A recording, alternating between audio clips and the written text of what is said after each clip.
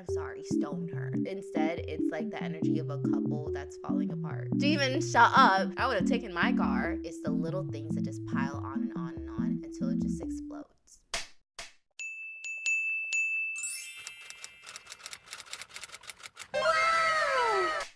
Let's set the scene, okay? You just found a really cute show and you just have found comfort in that show because it's so cute, it's happy and simple and nostalgic. In said show, the mother drops the bomb that she has cancer, but the season finale gives you hope. It gives you hope that she'll live, and you believe it because the show is just so cheesy and simplistic. There's no way the mother will die, right? Wrong. They didn't even wait 5 minutes of the first episode of the season before Belly narrates that Susanna has died. Anyways, if you're new, hi, hello. My name is Samaya, and on this channel we binge films, TV shows, and books, and then yap about them. Today we're diving into season 2 of The Summer I Turned Pretty. Without further ado, let's get into the summaries because, girl. This season was in fact messy and scandalous. If you have already watched a show and you don't want to watch my summaries, that's okay, baby girl. Skip to this timestamp to hear my commentary and final thoughts.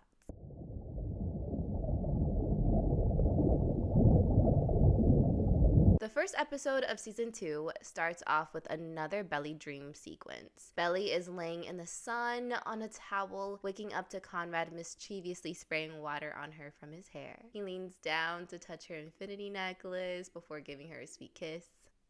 I'm irritated. Jeremiah is there and teases them with a smile on his face that seems like he approves of the relationship. Susanna also appears, looking more healthy than ever, saying that she thinks Conrad and Belly are perfect for each other. Suddenly, we hear a loud school bell and Belly wakes up in a classroom full of chatting teenagers. We then hear Belly narrate saying, Conrad and I weren't together, and Susanna is dead. Nothing would ever be the same again, which is a reality violently different from the dream we just saw. Like I said, they didn't even give us a slither of hope that Susanna was like gonna survive. It was really depressing, which honestly sums up this season. Belly's vibe is just like overall so sad and tired. Her vibe is completely different from the last season where she was a hopeful, blossoming young lady. It feels like she knows more, but like not in a good way. It seems like she has more life experience, but by having more life experience, it seemed to have dimmed her light almost completely, which is honestly very relatable and something I'll touch on later. We're now seeing a flashback, which happens a lot throughout the season and is actually really well done, but a little con, it does happen every other second in every episode. In the flashback, Belly and Conrad had just had their first kiss on the beach. The two are giddy with happiness while walking back to the house, especially Belly, who can barely look at Conrad without squealing. After talking and walking for a bit, Belly decides to come clean to Conrad, telling him that her and Jeremiah have actually been a thing, and she kind of downplayed it, like, a lot. Conrad takes it kind of well, saying he wants Belly to be with him. And Belly says okay, that she'll talk to Jeremiah. Susanna is there in the living room to greet them when they return, still looking somewhat healthy at this point, saying she's happy that Belly and Conrad are together now. We're back to the present, and like I said, the change in Belly's energy is even more obvious now that we saw what happened the summer prior. She's not energetic and is falling behind on her studies and lost her volleyball captaincy, which is very unlike her and can affect her chances of getting into college. Side note, that college counselor. She needed to be fired immediately because Belly was like, sorry, I had a family death. And the counselor just dismissed it completely. She was like, okay, but what about college? I don't give a fuck. She didn't even ask details. She wasn't even like, are you okay? Like, do you need to like talk this out? Like, is there any more resources I could give you to help you through this hard time? Because you're obviously going through it. Instead, I'm going to shove college down your throat and make you feel guilty for not being a perfect human during a time of crisis. I'll talk about this later, but the way they treated Belly throughout this season and how she like handled her grief really pissed me off, if I'm being honest. Anyway, back to the story. Taylor has noticed Belly's poor attitude and tries to invite Belly out to hang, but Steven ruins the moment by barging in, making it about him and his graduation, and flirting with Taylor. Sorry, just swallowed my vomit there. The flashback continues with us seeing Belly talk to Jeremiah, who is confiding in Belly about his sick mother. He says that he's feeling hopeful about the trial his mom will be in for her cancer, and that he's happy things worked out between him and Belly, saying they should tell Conrad. Belly goes still and tells Jeremiah that she and Conrad kissed and they're together now. Jeremiah reacts as anyone would, angry, telling Belly to get out. Because how do you want me to react hearing you brother hopped like 2 seconds after we had a thing? Back in the present, the family is getting ready to head to Steven's graduation, who is the valedictorian and is going to give a speech. They receive a gift from the late Susanna, who before her death must have planned the gift to be sent to Steven. There's heaviness in the air, and Steven reveals that not only Savannah won't be there at his graduation, but the boys won't either. He gives a pointed look to Belly. During the graduation ceremony, Belly has another flashback about the end of the summer prior, where she had a talk with Susanna, apologizing for what happened between her and Jeremiah. She says that she's worried she's losing everyone and that the house will never be the same if Susanna is not there. Susanna reassures her, saying that Belly loves the house as much as she does, and that if anyone could keep the magic going, it's her. After the graduation ceremony, the family, including Belly and Steven's dad, have dinner. The kids go early, leaving Laurel and the dad. I don't know the dad's name. Give me 1 second. Okay, his name is John. The kids go early, leaving Laurel and John, the dad, to talk. Laurel reveals she wrote another book, this time about Susanna and their time together. It's obvious she's grieving, but doing her best to keep it together, as John reveals in a backhanded way, saying, "Glad to see no therapy is working out for you." I see why they divorced. The gang head to Steven's graduation party where, of course, everything goes wrong. During the party, Belly tries to get with this guy from her class who she thought was giving her romantic signals. He was not. Belly finds Taylor drinking with her new boyfriend, Milo, and Steven, who is really drunk at this point, standing nearby. She tells them she's going home and that Steven should have his friend drive him home instead. Steven gets mad, especially when Belly brings up how he's not grieving for Susanna, but instead drinking and partying happily. He counters that he is just as sad and angry because the boys won't talk to him anymore because of Belly and what she did. Belly storms off, with Taylor following her, trying to calm her down. Belly reveals a glimpse of what she's feeling and why. She says through tears how she ruined things with the boys and Susanna's funeral itself, saying that she doesn't get to feel better, that she needs to just work things out alone. Sorry, hearing her say all of that and Lola's performance, it just like brought tears to my eyes. It was a little too real. Belly drives home in tears, and we see another flashback sequence. Throughout the party up to this point, we saw flashbacks of Belly and Conrad getting closer and closer, talking on the phone, while Conrad was experiencing his first year in college. This time, he came to visit Belly in person, telling her that they can finally officially be together now that Jeremiah is seemingly over her. The two kiss, and the flashback ends. Back in the present, Belly and Laurel argue after Laurel tries to talk to Belly about her grades and her loss of volleyball captaincy. Laurel gets upset, saying that Belly is using Susanna's death as an excuse and that life keeps going, whether it's hard or not, and that Belly needs to learn to take responsibility. Belly completely explodes, saying Laurel was not there for her when she needed her the most. The episode ends with Jeremiah answering Belly's call. He tells her Conrad has gone missing and that he's going to investigate at Conrad's college. Determined to not have any more losses in her life, Belly says, "Okay, but I'm coming with you." For the literary element, I decided to rate it a 5. For the directing element, a 4. For the visual element, a 4. For the editing element, a 4. Oh, I lied. A 5. For the sound element, a 4. So my final rating for the first episode of season 2 is technically a 4.4 star, but let's bump it up to 4.5. I'm a little sick. I'm sorry.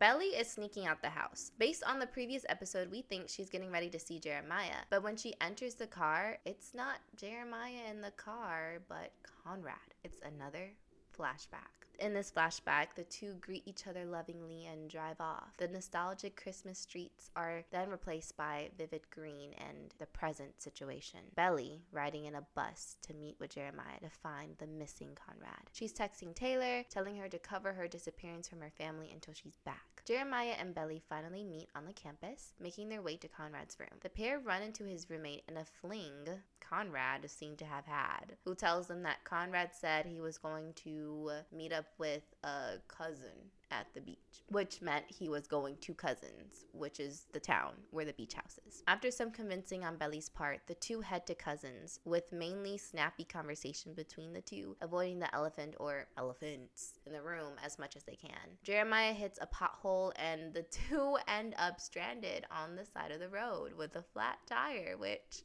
as you guessed it ended up with the two arguing and acknowledging the elephants in the room. Like I said, simple show. I love it. They go back and forth, Belly thinking Jeremiah is mainly mad at her for ruining the funeral. He corrects her, saying no, he's pissed at her for last summer, that she was his best friend who he had feelings for. She countered, saying that she thought he was over her, considering he started seeing other people. The argument ends up taking a more deeper tone, with Belly apologizing for only focusing on easing Conrad's anxiety and grief during the whole Susanna ordeal, while ignoring Jeremiah and not being there for him at all. The two hug and Jeremiah lets it all out. He cries on her shoulder, saying that he really needed her, just as a person, as a friend, because they grew up together. That's his sister. Let me not say that. Sorry. I take that back. But in a way, they are kind of like family. So he just needed his person to be there. God, this is not Game of Thrones, guys. This is not Game of Thrones. Anyway, the heartfelt moment ends with Belly saying she'll always be there for him from now on. Back at home, Steven has caught on that Belly is not where she says she is, so he goes to confront Taylor, who comes clean and tells Steven what's really going on. He tries to give Jeremiah a call, but stops once Taylor begs him to let Belly figure this out on her own. Belly and Jeremiah have made it to Cousins and head inside the beach house. Throughout the sequence, we see flashbacks of when Belly was last at the house. And in a beautifully cinematic way, we see Belly and Conrad have a romantic evening in the house that ends with them both having their first time together. I loved how they did it. It was so cute, and it perfectly captured the nervousness of your first time with someone, especially a first love. It was just so cute and pure. I loved it. The episode ends with the present Belly walking into Jeremiah, confronting Conrad in the house, who reveals that the house is being put up for sale. For the literary element, I rated it a 5. For the directing element, a 5. For the visual element, a 5. For the editing element, a 5. And for the sound element, a 4. For my final rating, I technically gave it a 4.8, but that's a little high, so let's give it a 4.5.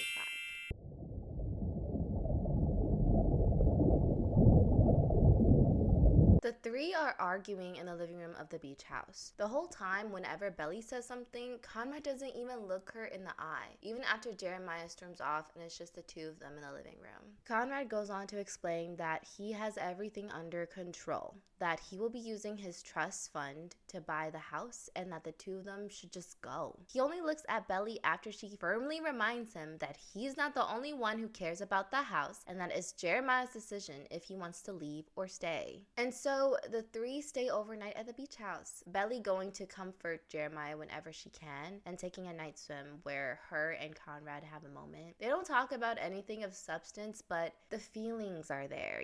That feeling of trying to talk to a person you have a lot of history with, and you're just trying to be normal, but everything comes out heavy sounding just because of how that person makes you feel. It brings your shoulders up to your ears. Yeah, so in other words, it was hard to watch that scene in particular. The next morning, Conrad reveals that Susanna's half-sister, the one who is behind the house being on sale, is already in town, and that their dad needs to approve of him using his trust before he can even try to buy the house. Before leaving the kitchen, he makes a snarky comment saying how the half-sister couldn't even come to the funeral, but came as fast as she could to sell the house, which is bonkers. That's crazy. I'm sorry, stone her. I'm kidding. That was very brutal to say. I apologize. Anyway, we're then brought back into another flashback, this time in Belly's kitchen. She's reminding Conrad about buying a suit for her prom. The energy of this flashback is completely different from the others, though. It's like no longer that first love giddiness feeling to it. Instead, it's like the energy of a couple that's falling apart, with how Conrad especially seems to be and how dim Belly's light is getting. But this shift isn't because the two are falling out of love necessarily, but it's the effect of Susanna's health getting worse. It's hard to pretend to be in a happy relationship and really enjoy moments of happiness with that person while like your parent is literally like passing away in front of you. Just the timing wasn't right for them. Back in the present at Belly's house, still not knowing that Belly isn't where she says she is, Laurel leaves to finally promote her book about Susanna at a book convention out of state. When Laurel is gone, Stephen calls Taylor to let her know that he's going to Cousins. Despite saying he let Belly handle the situation, Taylor, unable to convince him not to, says that she's going with him. Belly and Jeremiah are on a drive to go visit Susanna's half-sister, whose name is Aunt Julia, and we're thrown back into another flashback sequence.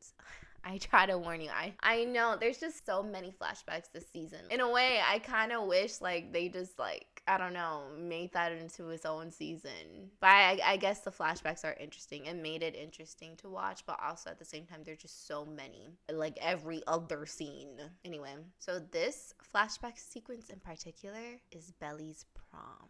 And I have so much sympathy for her. Girl, my prom was ruined too, you know. It be like that. Belly, her girlfriends, and their dates, and Conrad are all lined up for prom photos being taken by Laurel and directed by a sick Susanna on FaceTime. All of the girls have their corsages except Belly because Conrad forgot his in the fridge at his college. Belly tries to make light of the situation, but is obviously disappointed. It's obvious, too, that this is not the first disappointment that has happened. It builds up. It's the little things that build up. You know what I mean? No, sorry, I watched a scary movie the other day. Anyway, later at the dance, everyone is having a good time being with their partners except for Belly and Conrad, who sit with long faces. After Stephen urges Conrad to ask Belly to dance, the couple head to the dance floor, where Conrad tells Belly he's going home instead of joining them at the after prom. Belly, confused, asks if she did something. Conrad, wanting to avoid arguing in public, asks her to come outside to talk. When they get there, Conrad goes on a spiel saying that she doesn't deserve how he's treating her and saying his famous line of, I can't. I just can't. Then don't. Anyway, he turns to leave, Belly following him in the pouring rain and saying what she knows he's not man enough. Afraid to say. She tells him they're over, giving back her infinity necklace to him. She tries to run back inside, but she runs into Stephen instead, who pulls her into a brotherly hug. Back in the present, Jeremiah and Belly try to convince Aunt Julia to not sell the house. It goes poorly, with Aunt Julia saying she will be moving forward with the sale. She and her child, Sky, which is Jeremiah and Conrad's cousin, closes the door in their faces. During the drive back, Belly reveals why she lost her volleyball captaincy. It was because all she was thinking about was Susanna and how she was losing her. And, you know, that took a toll on her, and also the pressure of being a captain and making sure, like, your team is succeeding. And also they were losing to, like, a stupid team. Like I said, it's the little things that just pile on and on and on until it just explodes. During another drive, Stephen and Taylor are on their way to the beach house. Taylor's boyfriend, Milo, acts like a jerk through text, not understanding why Taylor needs to support Belly. This puts Taylor in a sour mood, so she ruthlessly puts Stephen in his place when he tries to joke around about how he treated Belly at the grad party. They later make up at a gas station, with Stephen explaining his side of the story and confiding in Taylor about his grief and how he's actually been dealing with it. Back at the beach house, Belly, Jeremiah, and Conrad hop on a phone call with the boy's dad, who once again needs to approve of them tapping into their trust funds. The father gives a hard no, saying that the money is for their future, not for a beach house. We're then thrown into the flashback, the one we've all been curious about up to this point. The funeral. The funeral at the church is beautiful and terribly sad. Later at the house, everyone from the funeral is there giving their condolences and eating food. And while Belly is making a plate for Conrad, Laurel gets upset at her for wearing a tight-fitting dress in which Belly says the dress was Susanna's favorite and that she wore it for her. Be so for real, Laurel. Who is going to judge Belly's dress at a funeral? I'm sorry. It's weird. Belly goes upstairs to bring the food to Conrad with hopes that she might be able to comfort him despite them being broken up at this point. To her surprise, she finds him already being comforted by another girl. She runs off, Conrad following her down the stairs, making a scene. The pair argue, Conrad saying extremely hurtful words about regretting ever getting with Belly. While trying to walk away, she ends up taking a hard fall, and since her dress is too short, reveals a little bit more than she should. She abruptly gets back up, but the damage is done. Laurel has seen everything, and she stares at Belly with a hard look before looking away in disgust, disappointment, every emotion you wouldn't want to see in your mother's expression. Everyone in the house is now staring at Belly, who runs out of the house in embarrassment. I had a feeling it was bad, but I didn't know it was that bad. Back in the present, Taylor and Steven have made it to cousins. They join the other three who have admitted defeat in saving the house after the dad revealed the house is legally Aunt Julia's. The group sit in the living room to watch a movie, but Conrad gets a text and abruptly leaves, Steven being the only one who notices his change in behavior. Conrad ends up having another panic attack on the beach, Steven following closely behind. For the literary element, I give it a 5. For the directing element, I give it a 5. For the visual element, a 5. For the editing element, a 5. For the sound element, a 5. I give this episode 5 stars because it was absolute cinema.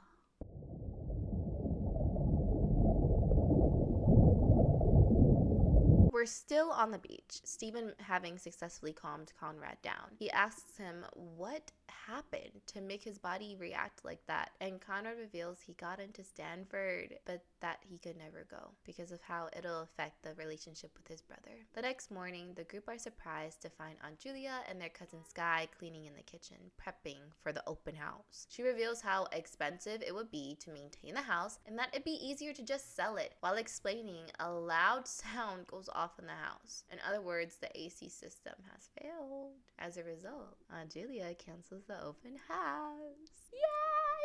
Yay! But she kicks the teenagers out so she can fix the problem. Belly invites Sky to join them with hopes that maybe Sky could convince their mom to not sell the house altogether. Smart. And so the teenagers enjoy a day at the boardwalk, eating ice cream, playing laser tag, etc. They try to talk to Sky to convince them that selling the house is a big mistake. Sky eventually agrees, but tells them that their mom has a reason for doing it, that Susanna wasn't as nice as they think.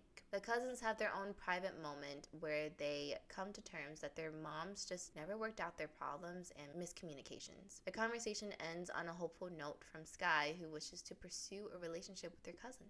At rock climbing, they come across Cam accompanies them for the rest of the episode as they go around the boardwalk playing games. During the games, Taylor confronts Steven about the AC, saying how it coincidentally broke when the future engineering student arrived. Steven denies it bashfully, which I guess he did good.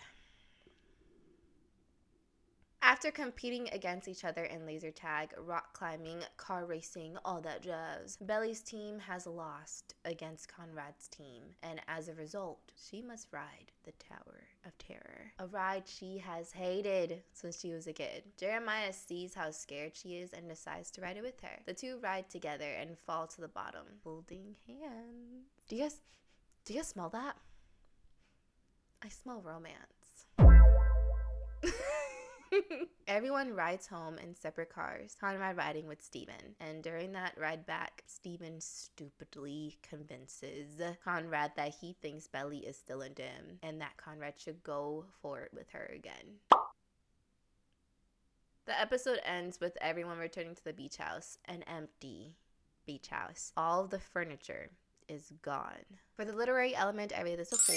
For the directing element, a 5. For the visual element, a 5. For the editing element, a 5. For the sound element, a 5.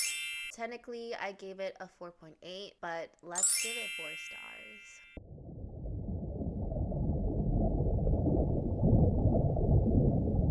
episode takes on an interesting tone as we are seeing things through Jeremiah's narration or through his point of view. Conrad and the gang are confronting Aunt Julia in the now empty kitchen of the beach house. She immediately tries to apologize and victimize herself, saying that the boy's dad and her decided not to drag out the house sale more than needed. Which is crazy because, like, she literally got them out of the house so that way she could get rid of the furniture. Like, she knew what she was doing. Like, don't try to lie and, like, pretend like you're also innocent. God. Like, what?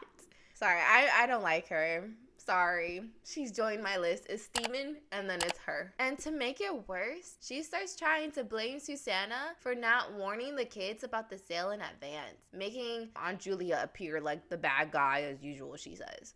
Conrad explodes and leaves, and everyone follows, leaving Sky behind to talk some sense into their mom before walking away too, to join everyone else outside. The group assess their situation, trying to figure out whether they should just give up and leave now that they don't even have a place to sleep. Jeremiah gets the idea to bring everyone to the country club, planning to use his old employee card to get everyone in. But surprise, surprise, it rejects his card. And so Cam, who was still there, offers to use his mom's card to get in since she works there as the manager of the restaurant. Once inside, everyone splits up. Sky, Conrad, Cam to the kitchen for food, Taylor and Steven to find bedding. After, like, Steven practically bullies Taylor to join him. And Jeremiah and Belly searching for a room to sleep. Jeremiah and Belly come across a movie theater, playing finger puppets in the projector light and coming close to kissing before interrupted by a movie starting to play. It's a cute moment, but what's going on inside Jeremiah's head is that he'll always be second to Conrad. Meanwhile, Sky, Cam, and Conrad collect food in the kitchen, where Cam mentions that someone in the neighborhood got their lawyer involved to tap into their trust fund. Very convenient information that Conrad pockets for later. All of this happens while Steven and Taylor mess around in the ballroom the debutante ball took place in last season. Steven gets Taylor to dance with him, and in a romantic moment, the two sway to the music while holding each other intimately. Taylor still is with her boyfriend, Milo, at this point, by the way. Just a reminder. Since Steven is busy and not answering Jeremiah's texts, the brothers go search for him and Taylor. While searching the halls, we're thrown into another flashback, this time in Jeremiah's point of view. It's the previous Thanksgiving, and everyone, including Belly's family and Susanna, are there. It's obviously uncomfortable for Jeremiah as he's witnessing Conrad and Belly as a couple for the first time, and it's hard to ignore when they sit across from him at the dinner table and he catches them giggling intimately in the hallway. He's better than me. I would have been giving them evil eye every second that I could. Back at the present, Taylor and Steven are close to kissing while dancing to the music when Conrad and Jeremiah barge in, ruining the moment. The couple break apart embarrassingly, following the brothers back to the theater. The group then decide to wander the golf grounds. Once outside, the group settle on a picnic blanket, playing Truth or Dare. The fun ends when Taylor yawns after Cam confides in everyone about his dead sister. That made me mad too. Making light of the situation, the group decide it's time for bed, and they lay the bedding out over the golfing field. While talking with Belly, Jeremiah has a flashback about prom night from his point of view. He's with his mom, who's on FaceTime. Jeremiah overhears how Conrad forgot the corsage. So once his mom hangs up the phone, the pair end up talking about Belly, and Jeremiah is still lingering feelings for her. The heart-to-heart ends with Susanna making Jeremiah promise that he will not let anything come between him and Conrad. Which, I don't know if that will happen. Back in the present, Jeremiah and Belly sleep next to each other, a feeling of mutual love lingering between them. The group wake up to Cam's mother startling them, asking what's going on? Why are there a bunch of teenagers sleeping in a private area on the golf grounds that I work at, and my son is there? Like, Cam explains the situation, and that's that. The mom is like completely okay with it. The group head back to the house, no doubt smelly, but the brothers are hopeful about getting a judge to help them tap into their funds so they can buy the house. The episode ends with Aunt Julia telling the group that the house has been sold. For the literary element, I rated this episode a 4. For the directing element, a 4. For the visual element, a 5. For the editing element, a 5. For the sound element, a 5. So my final rating was technically a 4.6, but let's give it 4 stars.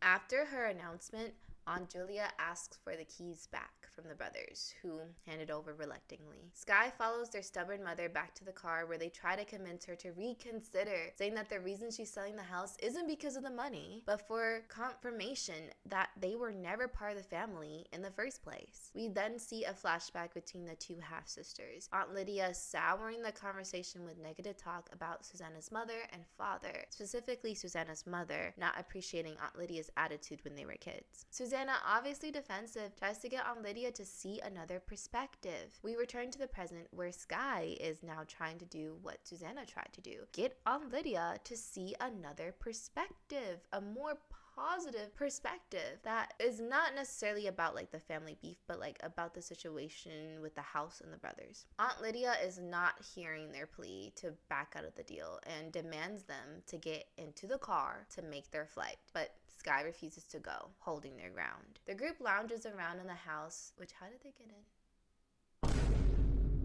Writers? How did they get in? Anyway, so they're in the house now and they admit defeat. They admit defeat but decide that the house must go out with a bang, a party. And so Belly, Jeremiah, and Conrad go to get alcohol for the party. After some convincing on Belly's part, the convenience store guy lets them purchase the alcohol. Belly gives Jeremiah a Slurpee, sharing a cute moment together. Conrad sees and jealously asks, "Where's his drink at?" It's giving "where my hug at" energy. Belly reminds him that he's always thought that they were sugary, so she didn't get him one. But in response, Conrad says that, "You know what? I'm thirsty." And then he gets up in Belly's space and takes a sip from her drink. The group move on to a Party City type of store, where Belly and Conrad have a serious talk about what happened at the funeral. Belly apologizes for her behavior, and Conrad explains that the girl who was helping him only did it because he was having a panic attack, and that he wished it was Belly who was there instead. Jeremiah interrupts the moment, awkwardly clearing his throat, jealously. The group returns to the house, prepping it for the party. Belly later finds Jeremiah at the garage and clears up the moment he witnessed between her and Conrad, saying that she's just getting over her past and moving on in the present, all at the same time. The house is now euphorified with an 80s theme. Everyone is taking shots and having fun. Cam and Sky kiss. The vibes are getting good between Belly and Jeremiah. Everything seems to be going to plan until Milo shows up, while Steven and Taylor are dancing together. Keep in mind, yes, Taylor and Milo have been together up to this point. Steven, like the alpha male he is, picks a fight with Milo, who doesn't back down like the alpha male he is. The two end up literally throwing hands. The fight ends when Taylor interrupts, telling Milo that he's embarrassing her. He and Steven finally stop, Milo demanding that Taylor leave with him to get away from these pedestrians. That's what he calls people, because he's like a singer or wannabe singer, so he thinks he's above everyone else. Taylor obviously gets upset, saying that these pedestrians are her friends and that she won't go with him because he doesn't even truly know her. He doesn't know her middle name. Which is crazy. It's a crazy comparison, but alright. It's very important to her. Outside of the house, Sky talks to the brothers and Belly, telling them that the new family who bought the house is willing to let them rent it for a week every summer. Belly and Jeremiah are ecstatic, but Conrad not so much. Conrad rejects the offer, and Jeremiah gets upset, saying that Conrad throws away anything that's not perfect to him, just like he did with Belly. He says it's unwarranted. At this comment, Belly perks up in a bad way, but that doesn't stop Jeremiah. He keeps going until Belly walks away, goes into the house, grabs the closest booze, and goes drinking by herself on the beach. She's about to go for a dangerous swim, which don't ever do that, guys. Don't ever do that. That's the most dangerous thing you can do. Go for a swim at night in the ocean drunk. Don't be dumb. Don't be stupid. So she's about to go for a dangerous swim until Conrad finds her and drags her back from the water, which Good. Belly confronts Conrad about the new information Jeremiah revealed, that Conrad went to Jeremiah about him and Belly before making it official with her. To Belly, this showed how much Conrad had cared. She breaks down, questioning why Conrad never told her he did that, and that if he did, she would have fought harder for their relationship to work. She said she thought they loved each other, but clearly not enough. Back at the house, Stephen comforts a sulking Taylor, and she's like, "You knew my middle name?" He's like, "Yes, I did." And the two share a kiss.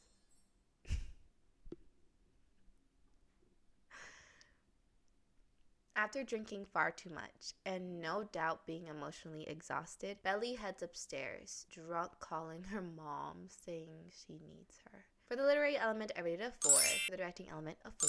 For the visual element, a 5. For the editing element, a 5. For the sound element, a 5. So for my final rating, a 4.6, but let's give it a 4.5.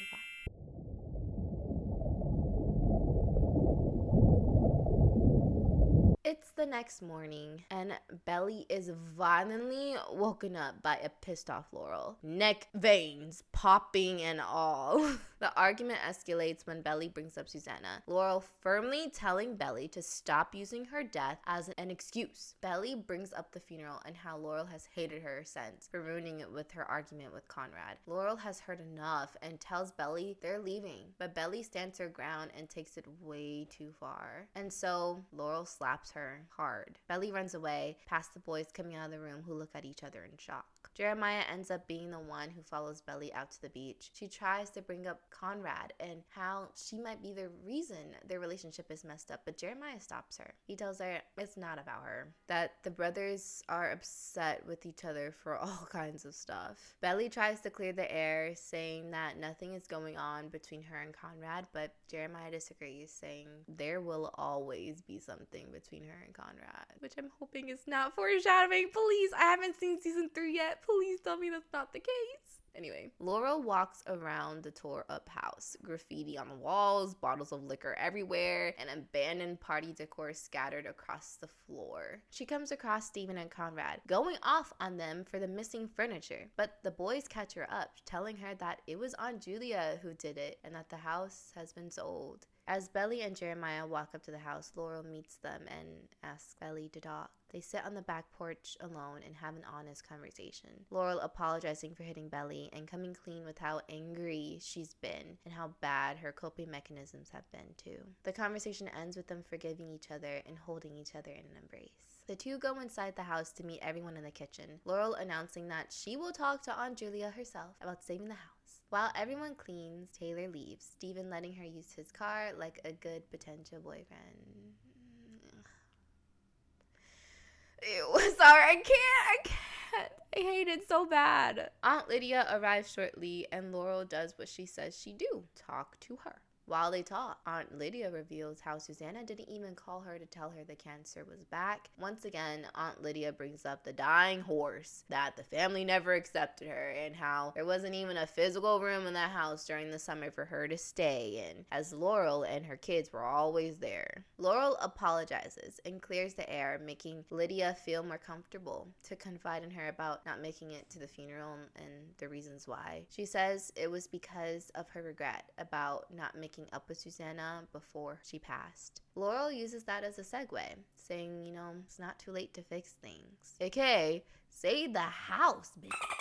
The two return to the group of teens and announce that Lydia is backing out of the sale. Yeah! But it's not over yet. Laurel must still convince the father to keep the house. The father, I don't know his name either. Give me one moment. His name is Adam. The father, Adam, comes to the beach house and is still stubborn about not letting the brothers tap into their trusts. But he said that they could afford the beach house if they sell a Boston one, which, the brothers agreed to without hesitation. They said, we don't care about the childhood home. I want this beach house. When the brothers are alone, Conrad tells Jeremiah that he got into Stanford. Jeremiah wants to support him, especially since he knows that it's Conrad's dream school. But Conrad shuts the idea down, saying it's too late because his final is the next day and he hadn't been keeping up to date in his studies. Jeremiah, though, ever the positive one, tells Conrad he'll help him study, recruiting Belly and Stephen to help. The group sends off Aunt Lydia and Sky, the beef seemingly squashed completely. The next day, after the group helped Conrad study, Laurel walks through the backyard thinking about Susanna. She remembers the moment they had on the dock, where Susanna had accepted her coming death, constantly bringing it up in conversation though, while Laurel was in the process of writing her book. Laurel breaks down, Susanna hugging her, saying that she loves her. Sorry, I got a little emotional there. It's just sad. It's very sad. In the present, the group joined Laurel outside to take their seasonal lake photo. Conrad and Stephen lingering behind when they walk back. Stephen once again, wrongfully, pushes Conrad to confess to Belly, who decides that, he will tell her how he feels. Stephen just needs to mind his business! When they get to the driveway, Laurel tells Belly she can accompany the boys to drop off Conrad at the campus, but that she's still in trouble for lying to her about the past few days, which rightfully so. But before the trio go, they must complete one last tradition other than the lake photo, the belly flop. They throw Belly into the pool, the boys jumping in after her, all of them wet, and no doubt stinking of wet clothes and chlorine. Gross, very gross. They drive off in Conrad's car to his college. In the car is where the tension starts. Belly gets cold, so Conrad hands her a sweater without a word. Jeremiah continues driving, but obviously is feeling some type of way. Belly picks up on that, and so she puts on an Insider song between her and Jeremiah, lifting his spirits instantly. They drop Conrad off, Belly and Jeremiah deciding to go tour Ford while they wait. It's the college Jeremiah will be going to, and also a possible college option for Belly. The pair mess around on campus, Belly buying a Ford hoodie and visiting the gym area that's set up for volleyball. Belly looks in awe and says that she sees herself playing at the college. They head back to Conrad's campus, driving in sudden tension. Once parked, the pair lean on the front of the car, and Belly finally pops the question that's been hanging in the air between her and Jeremiah. She asks him if he's willing to give her a second chance. She clarifies that she just sees Conrad as a dream and that Jeremiah is something real, and she wants something real. The two share a kiss, and it's perfect. It's so cute. And so Conrad shows up and interrupts the moment, having obviously seen everything. For the literary element, I rated a 4. For the directing element, a 5. For the visual element, a 5. For the editing element, a 5. For the sound element, a 5. So my final rating was a 4.8, but let's give it a 4.5.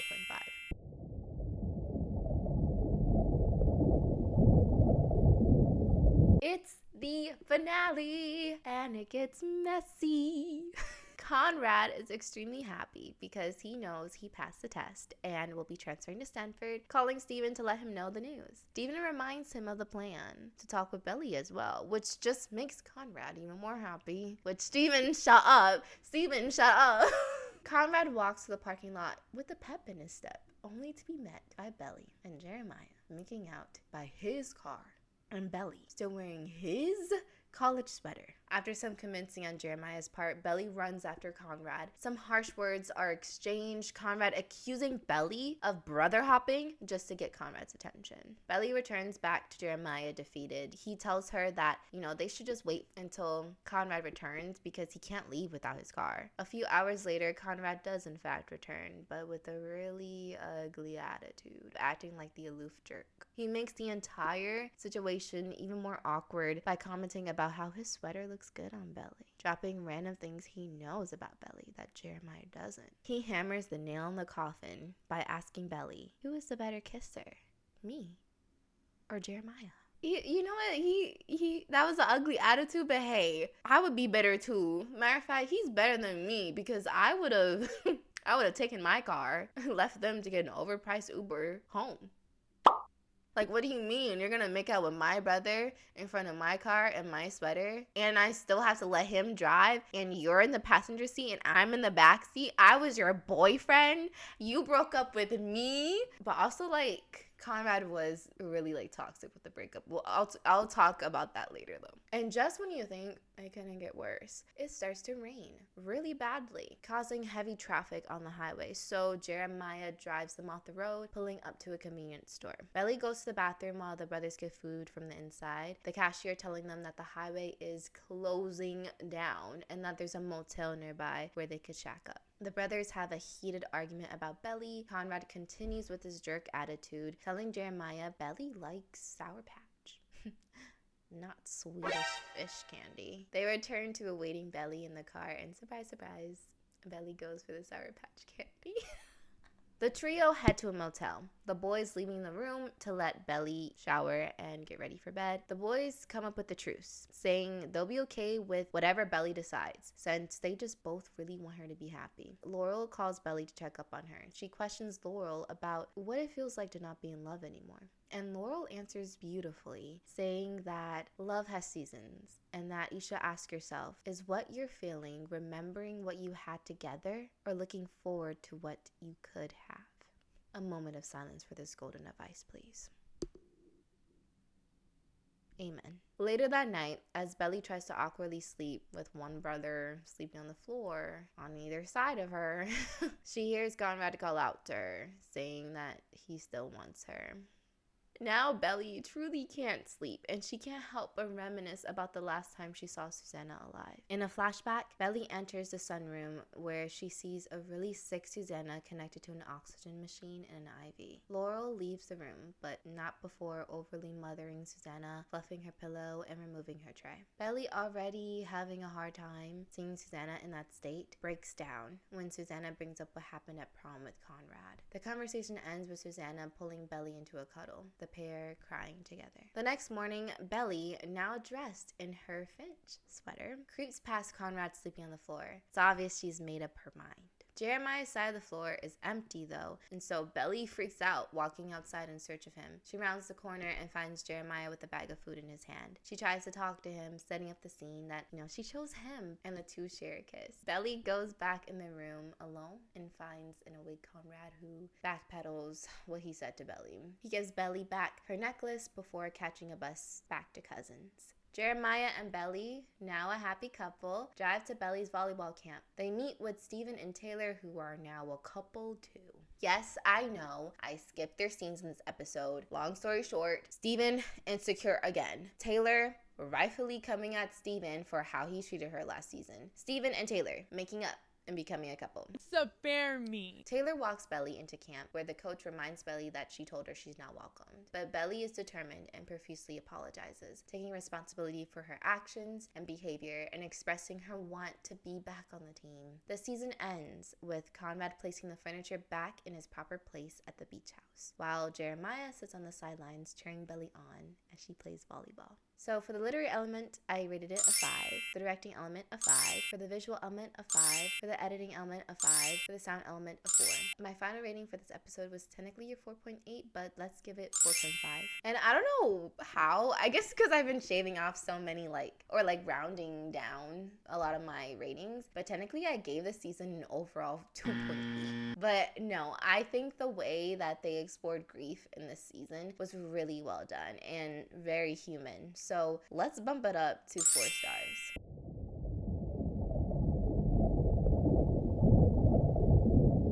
I know I say that this show is very simplistic, which I still think to an extent it is, because sometimes the reactions and the answers to certain problems are not as realistic. But I think that how they navigate the characters' emotions is what makes it really human, especially in this season. Let's talk about the theme of grief. Let's start off with Steven's grief. I'm sorry, guys. I still do not like him as a character. I truly don't. But I think that the way they showed his grief, it was subtle, because obviously he's not the main character, but they showed it in different ways. Like, for example, I don't know if everyone picked up on this, maybe they did, but it's something I picked up on, was that in Susanna's letter with her gift, she said some line. I'll probably insert it here. But remember that you are also happening to the world. And in Steven's speech, he also said the same line. So in a way, that was him honoring Susanna in his own way. Him talking about how,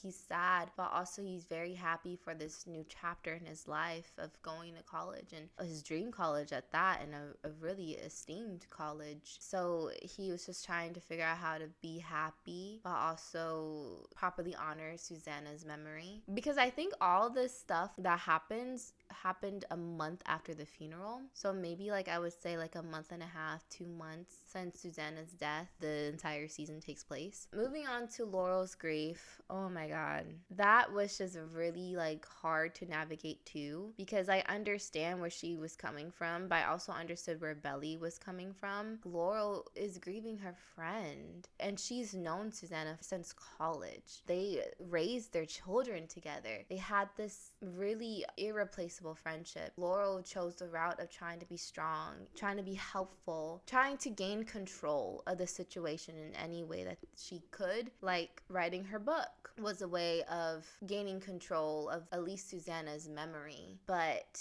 she's a human. This is her first time living too. Remember how I said that in the last video? So she's not perfect. Of course, things are going to slip through the cracks, especially when you're dealing with a situation that is tough beyond what words can describe. So her not being there for Belly and taking care of Belly, I feel like we can't demonize Laurel for that at all. As I'm getting older, I'm just realizing that, you know, my parents are human too.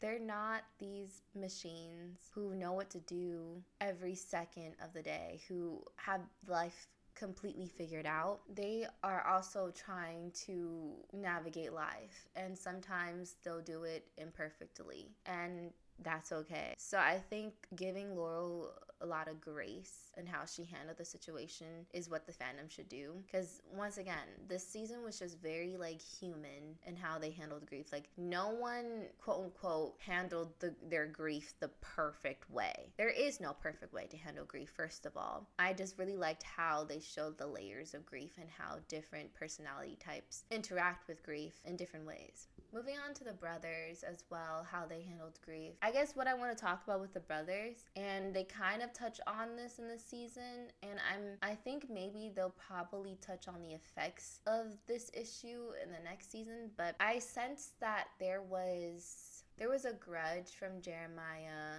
towards Conrad about Jeremiah being physically there throughout the whole process of Susanna's passing while Conrad was at college. There's just a lot of layers to their relationship slowly getting corrupted. I think you can't demonize Conrad either for going to college, and especially since he was hopeful that the trial was going to work for their mother. But at the same time, I also understand Jeremiah's pain of being that sibling that's left behind to suddenly be alone and dealing with situations alone just because their older sibling is moving on in life. Once again, you can't demonize the older sibling for moving on and just living life. They can't just put their life on pause to accommodate you. You know what I mean? People have to live too. I can understand both sides for sure. I'm curious about how they're going to navigate this rift forming between the brothers in the next season. It really makes me wonder, will they fix this rift in a simplistic way or in a more complicated way that where like it's not right or wrong, it's just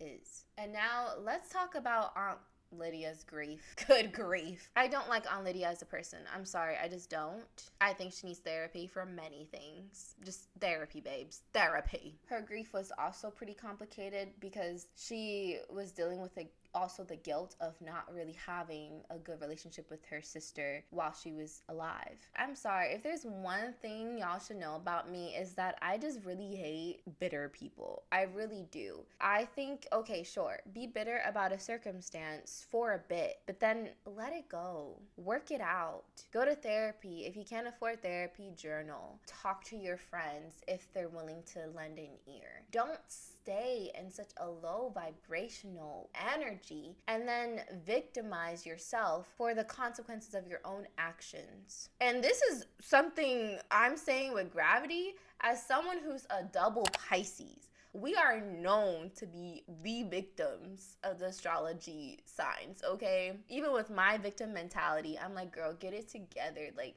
work through this. And if you really, really can't, don't take it out on the children and the house post their mother's death. It's like, why let circumstance ruin your joy? Win by finding your happiness. That is the most freeing thing she could have done, was to move on and be happy. But she seems like she didn't. Or maybe, who knows, maybe I could be wrong. Because you know how, like, when you move away from home, or, like, you're away from, like, people you grew up around, and then you go back to that place, or you're around those people again, and suddenly you're 16, and all, like, the issues that you had thought went away are suddenly back full force. Maybe it was that kind of situation for Aunt Lydia. But then again, I don't know. Even with the way that she interacted with her child, Sky, the way she would talk about things and say things, it was just giving very much a bitter person. Even like later on when she was talking to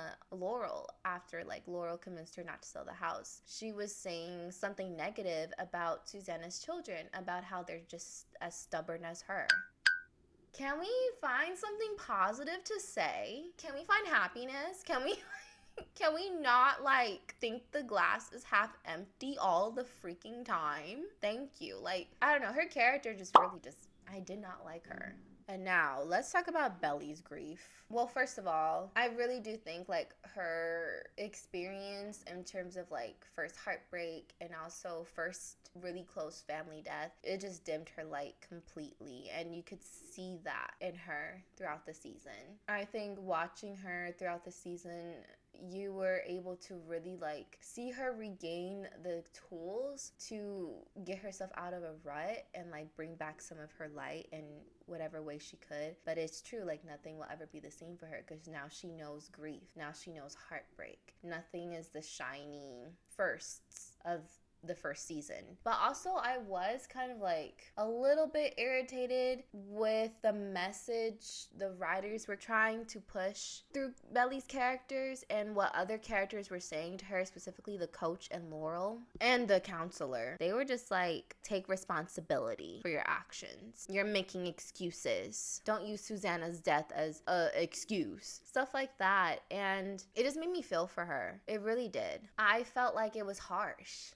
It was really harsh with how they were treating her grief. I just felt like there was like no empathy, no compassion. For Laurel, I know it was mainly because she was angry at Belly for ruining Susanna's funeral, but everyone just felt so harsh towards Belly's grief. The only person I really felt like kind of gave her like some type of empathy was Taylor, and even then, not that much. It made me really sad how they didn't let Belly fall apart. Belly constantly had to be the one to fix everyone else and their problems, but as soon as she was the one to fall apart, everyone was crapping on her about it. It made me really sad for her. It makes me feel like it's gonna make her have a complex of, oh, I can't fall apart or people will be angry at me. Do you know how toxic that could get? I feel like Belly needed to fall apart this season, and I feel like she didn't. No one allowed her to, which could arguably be a good thing, but arguably be a bad thing. I don't know. You guys tell me.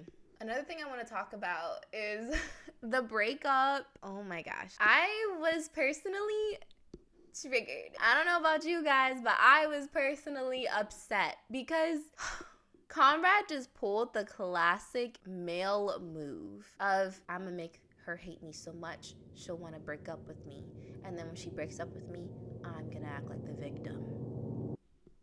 That's literally what he did, and you can't tell me otherwise. He literally was like forgetting stuff on purpose. He probably didn't do a lot of things he promised he would do that he didn't do. And it's not even just like actions, probably like emotionally, he was not fulfilling things for Belly. Little things just build up over time. At the prom, he was just like, I can't. Like, what do you expect her to do? At this point, she's gonna break up with you and you know it. And for you to act surprised and be heartbroken by it is crazy.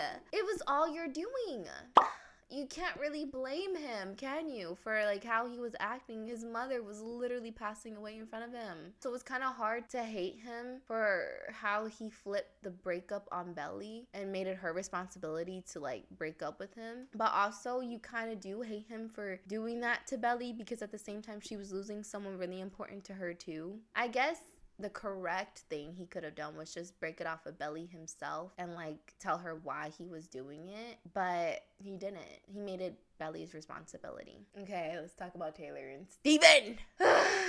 I hate their relationship. I hate it. I do. I don't think they should have gotten together. I don't. No. First of all, she was with another guy. Even though Milo was a crappy person, Milo being a crappy person did aid Steven's agenda. But what if Milo was a good person?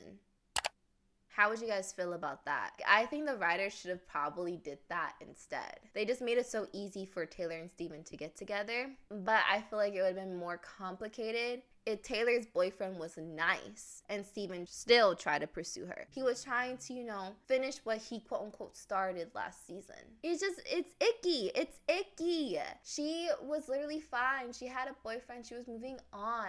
He didn't even really do anything to necessarily deserve her. I just felt like it was an unnecessary couple. It doesn't work. It just doesn't. Thank you guys so much for watching. I can't wait to finally watch season 3. I apologize for the bad lighting. It's winter. What can you do? It's cloudy with a chance of meatballs. So I asked my niece again how she would sum up the next season, and guess what she said? She said, complicated. Huh? I swear to God, if Belly goes back to him, I will officially be this show's worst hater. Because what do you mean it gets complicated? What do you mean? What do you mean? What do you mean? What do you mean? That's a wrap. Until next time. Bye.